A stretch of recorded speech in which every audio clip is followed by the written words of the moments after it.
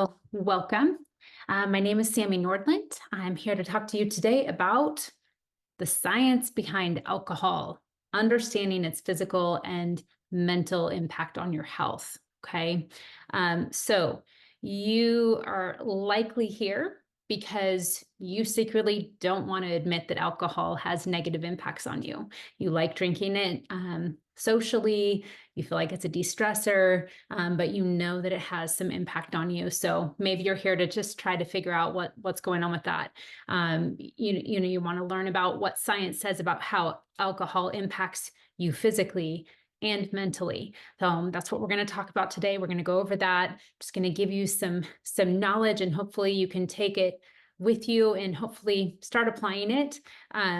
My goal is not to just tell you what to do. I just want to give you the knowledge and let you do something with it. Okay. So just a little bit about me. My name is Sammy Nordland. Like I said, I've been in the fitness and nutrition industry for 6+ years. I was a stay-at-home mom, honestly, for most of my boys' life. And then I had initially, before I had kids, was going to go to school for physical therapy and then put that off because of being a stay-at-home mom. But eventually decided it was time to venture out and really start helping people with what I'm passionate about, and that is to help people with their health. So, my story is chronic inflammation for me started a long time ago, like in high school. And so way back then got food poisoning, again when I was pregnant with my twins. And then I got strep when I was pregnant with my youngest. All of that just compiled and led to a bacterial overload in my system. So after years and years of dealing with gut issues and a lot of other health symptoms, I finally was able to really figure out what the root cause was, and be able to find freedom from that. So my journey, honestly, it's just taught me so much. And so, like I said, it's become my passion to help others to take control of their health and just to be able to live life to the fullest by overcoming those inflammatory symptoms, and by creating a lifestyle change for them, learning to fuel their body efficiently and incorporating exercise regularly. So some of the lessons that I've learned, listen, I have never been a huge drinker, but when I haven't liked the after effects. So, I have watched people that I love struggle with alcohol, and I can see the negative impacts. So just have really dug in and done a lot of research on this to just, give you some knowledge. But, here's the thing. I found that I didn't like the after effects of alcohol. It would actually exacerbate inflammatory symptoms that I had, like gut dysfunction.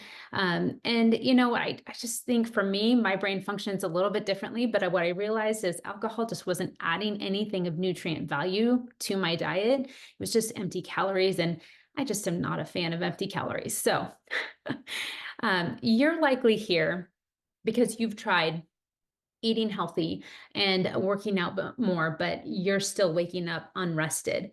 Or maybe your ability to deal with stress, it just continues to be frustratingly low and you just don't understand.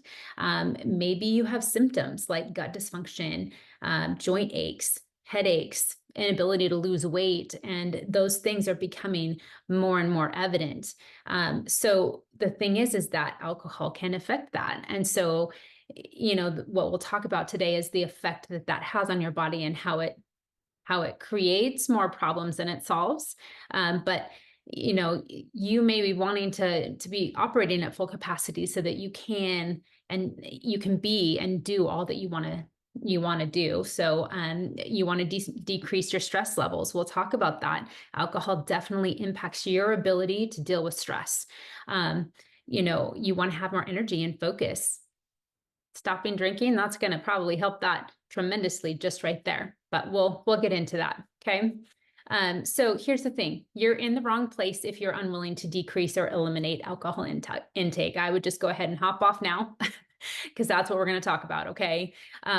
If you're unwilling to invest in your long-term health, then this is definitely not the place for you. If you're someone who struggles to follow through, or if you're someone who doesn't deal well with food restrictions, we're going to get into the healing process. And, those are things that are necessary for people who have dealt with symptoms that are caused by alcohol damage. Okay, so the damage that alcohol causes is real. And we are going to get more into that. But, the thing is that you will likely require a restricted diet for a period of time if you've been dealing with symptoms for a while or you have been drinking for a while. So today is honestly, it's just the tip of the iceberg. I'm hoping in the next 30 minutes to, just really touch on and give you as much knowledge as I can, so that you can walk away and make some good decisions about alcohol and its impact on your life. So just a example of one of my clients that I've worked with and just how alcohol has affected him. So Jamie drank wine every day before we started working together. He ate pretty healthy, but he still had some symptoms like skin rashes and gut pain and some fatigue. He regularly craved sugars. One of the things that he dealt with was candida. Okay, so he found that wine was a trigger for his skin rashes. So even after we had gone through, a few months of restrictive diet, and really he had found a lot of benefit and a lot of change in symptoms, when he put that back into his diet, he found it was a trigger for him. And actually the candida, some of those symptoms would come back. With the right plan, his gut issues in 3 months became almost non-existent, but he did find that reinserting alcohol did make a difference for him, and it did cause some of those things to come back. So, he's a great example of someone who needed more than just to eat healthy. He had actually tried that and had continued to struggle with candida, skin rashes, and gut pain and fatigue. But, like I said, after working together, he did find a lot of relief from a lot of those symptoms, but he did have a hard time giving up alcohol. So sometimes, like it or not, there are things that we find that we need to remove from our diets because they're causing us a problem.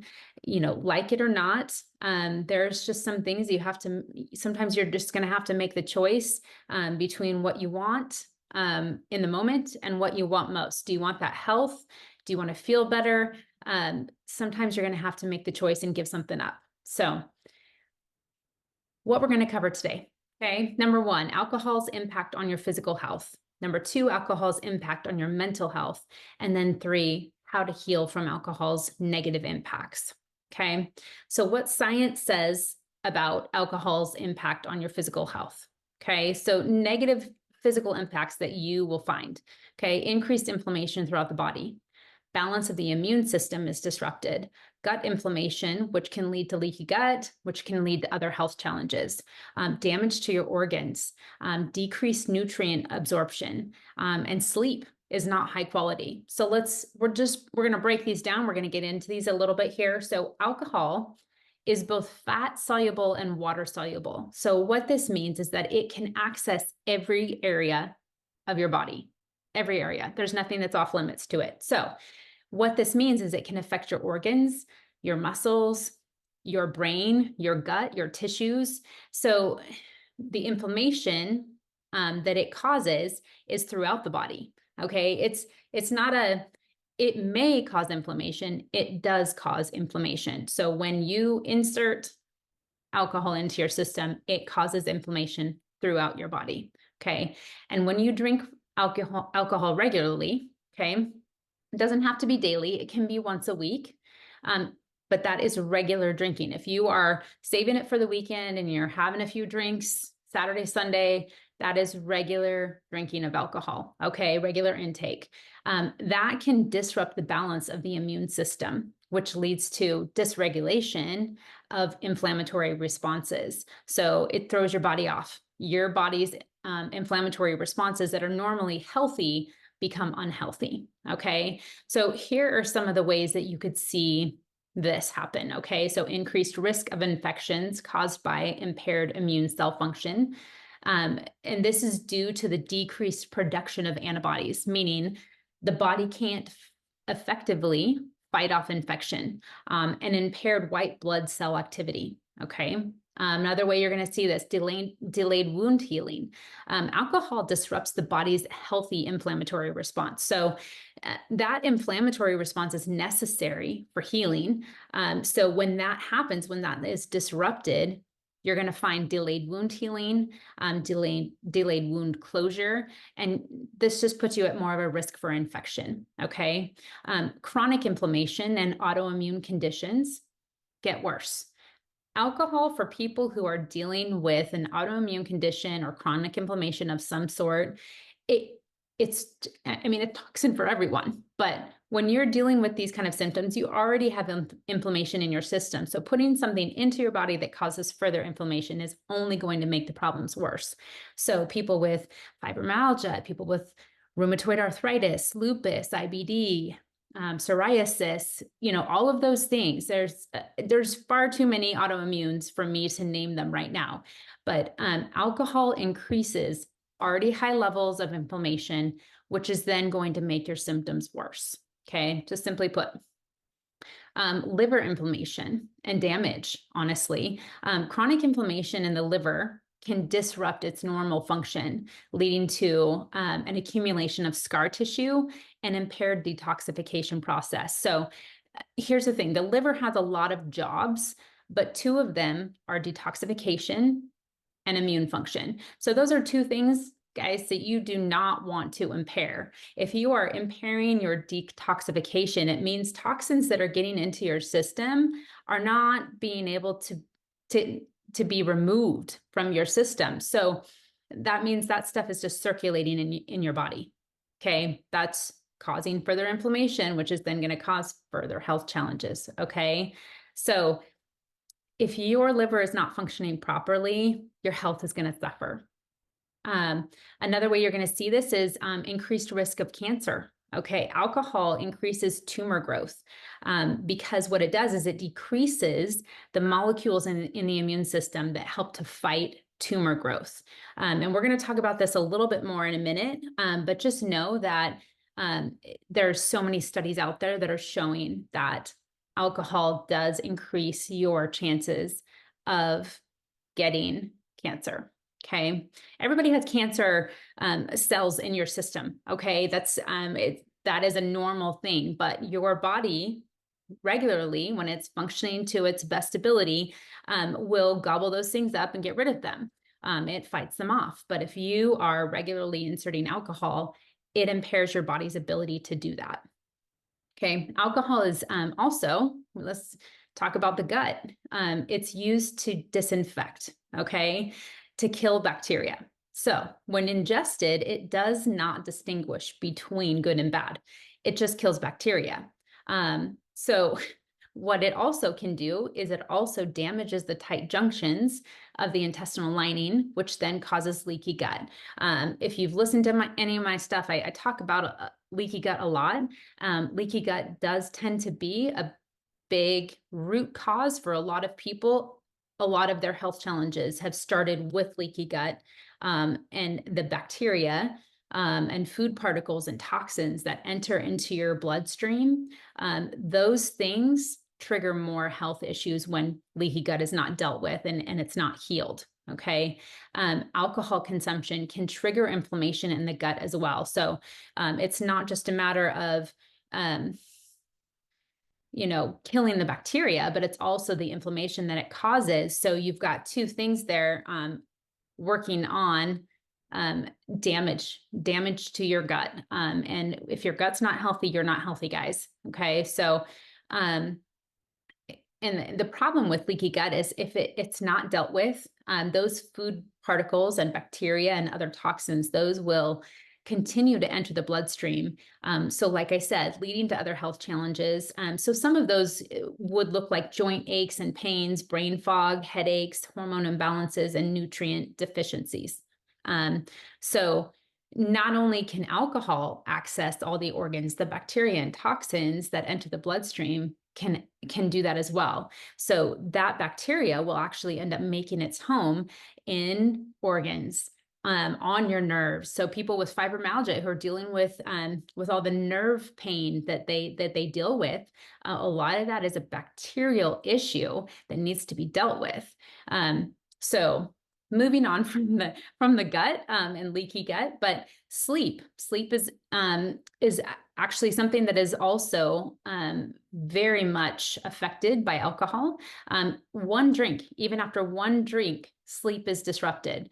Though alcohol has that initial sedative effect, it actually disrupts the normal sleep cycle, which is important for cognitive function, for memory, for emotional processing. And we're going to get into this more with the mental aspect of how alcohol affects. But many times people will have fragmented sleep with more waking, less restorative sleep, which all of this can lead to fatigue, brain fog, inability to focus, and so much more. You know how it is when you're not sleeping well. So alcohol is not your friend for sleep. Okay, I know a lot of people think it is, but it's not. Alcohol actually can also exacerbate existing sleep disorders. So if you have sleep apnea or insomnia, let's get into that a little bit. With sleep apnea, your muscles will relax and lead to more frequent and severe breathing pauses. So you're actually not helping yourself with alcohol with sleep apnea. You actually are causing more problems.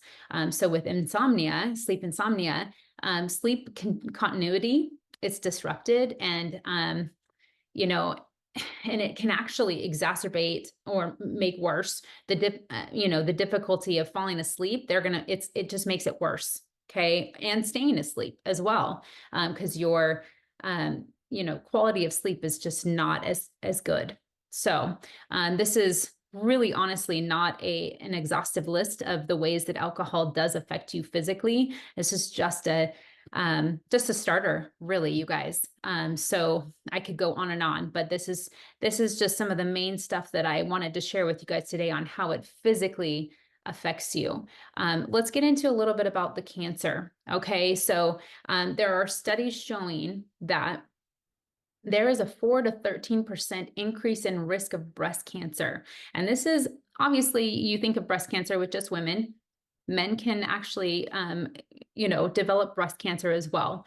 But there is a 4 to 13% increase in risk of breast cancer with every 10 grams of alcohol that is consumed. Okay. So what this looks like, if you just look at the diagram that I gave you, obviously each country is going to be a little bit different. It's not the same wherever you go.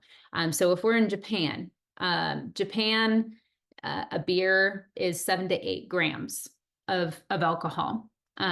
Wine in Japan, 7 to 8 grams. A shot, 7 to 8 grams. Okay. US, we're looking at about 12 grams for each. 12 grams for a beer, 12 grams for a glass of wine, and we're talking 6 ounces, not 8 to 12 or more. A shot is about 12 grams as well. Looking at Russia, okay, 24 grams, you guys, for each of these listed. So just keep in mind that, the studies are showing it's for every 10 grams. How many of you really just drink one drink?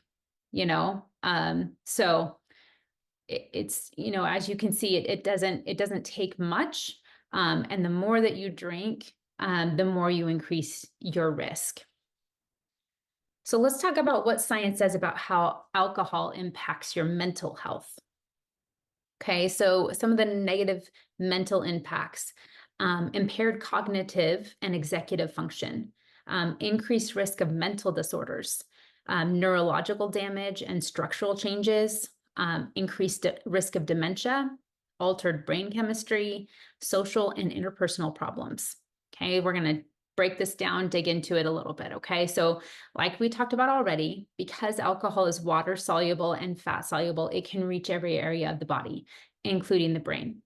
So even small to moderate amounts of alcohol can cause damage to the prefrontal cortex, which then impairs cognitive and executive function, which can affect things like cognitive. Let's go through that first. Cognitive, so speech formation, working memory, gaze, risk processing. These are just a few of them. Executive function is planning, decision-making, personality expression, moderating social behavior.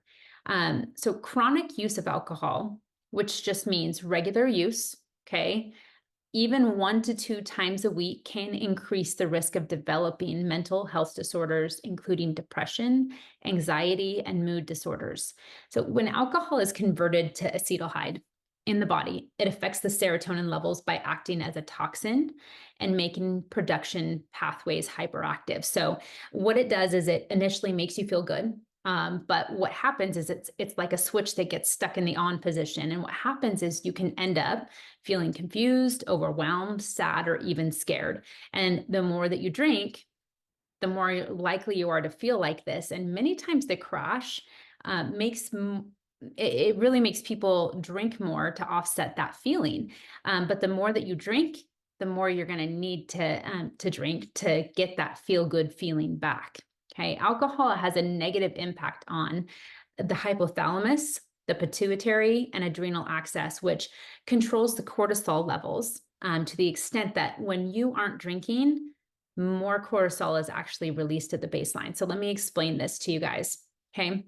Normally, what your body does is it releases just the right amount when it's needed. Alcohol messes with that and it causes the body to release it when it is not needed. So having excess cortisol can cause things like fatigue and moodiness and weight gain, or even the inability to lose weight. So, if you're dealing with a lot of stress, you already have high levels of cortisol in your system. So adding alcohol in is actually only making your ability to deal with that stress worse, but it's also causing you to have more cortisol, which is then going to cause other health problems as well. So, another thing, alcohol has been proven to shrink the thickness of the brain. Loss of white matter, less white matter integrity, sorry.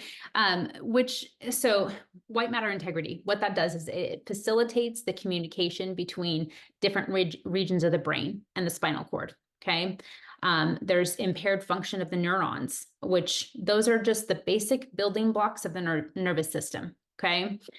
These changes can contribute to cognitive decline, memory impairment, and difficulties with coordination and balance. Some of just the basic things that we need. Another thing is that chronic alcohol abuse is actually a significant risk factor for the development of alcohol-related dementia.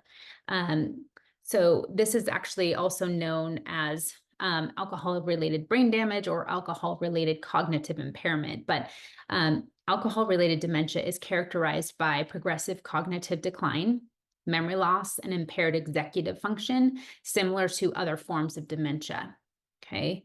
And we are seeing dementia on the rise. It's happening more and more. And a lot of that I really do think has a lot to do with what we're putting in our systems on a regular basis, the processed foods, the medications, alcohol. These are things that are causing damage to our bodies and to our brains, okay? Alcohol can also alter the neurotransmitter levels and brain chemistry. So it affecting mood regulation, stress response, and emotional well-being. Chronic alcohol abuse can lead to dysregulation of neurotransmitters such as serotonin, dopamine, and GABA, which are involved in mood, pleasure, and anxiety. These neurochemical changes, what these can do is these can contribute to mood swings, irritability, and emotional instability.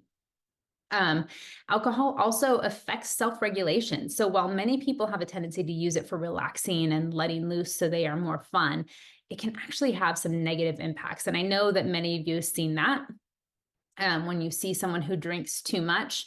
But really, the more that you put it in your system on a regular basis, the more that it's actually going to impact your self-regulation. It's not just when you drink too much at once. The more people drink, the more likely they are to become impulsive. I know I've seen this at parties, family get-togethers when the beer and the wine and the whiskey is flowing. People become impulsive. Judgment's impaired. They're saying things that they shouldn't be saying. And everyone writes it off as funny, but the thing is that it's doing damage, you guys.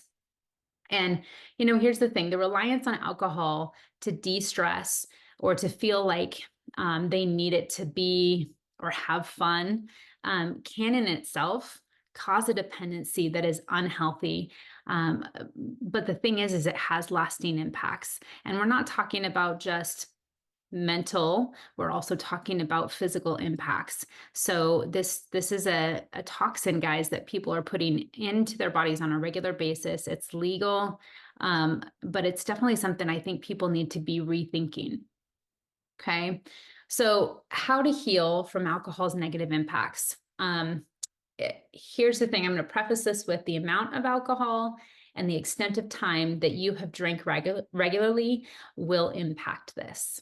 Okay, so first and foremost, I feel like the most important first step is to reduce, or better yet, to eliminate alcohol intake. Like I said before, even light to moderate amounts of alcohol can cause damage. So the best choice for anyone is not to drink at all.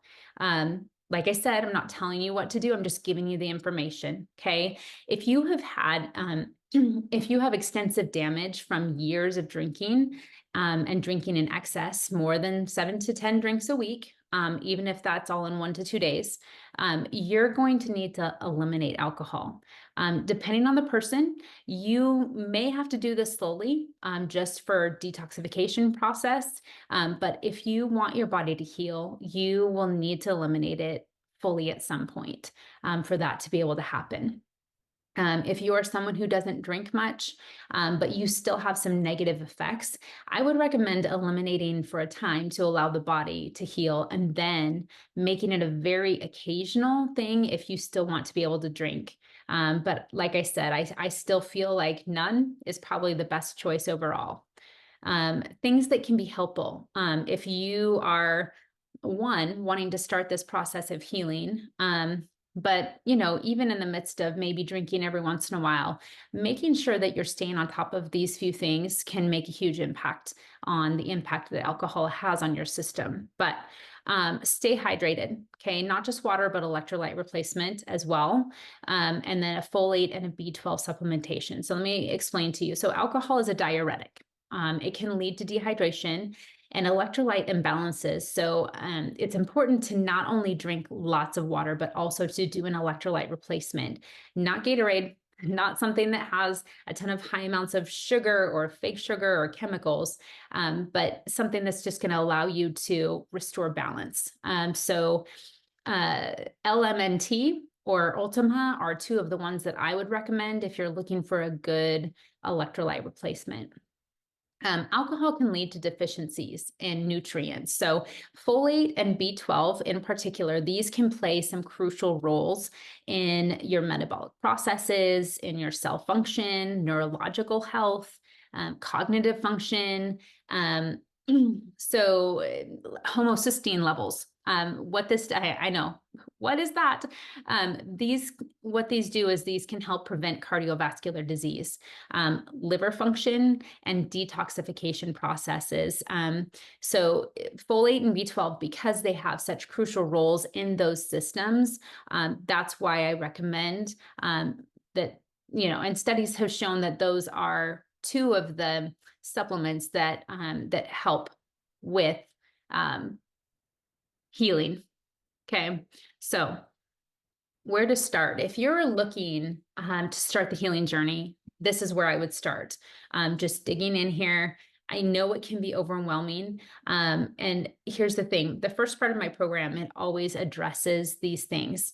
And we're going to talk about that a little bit more here soon. But what I want you to know is that there's just sometimes when you need someone to give you the guidance and to give you the right plan.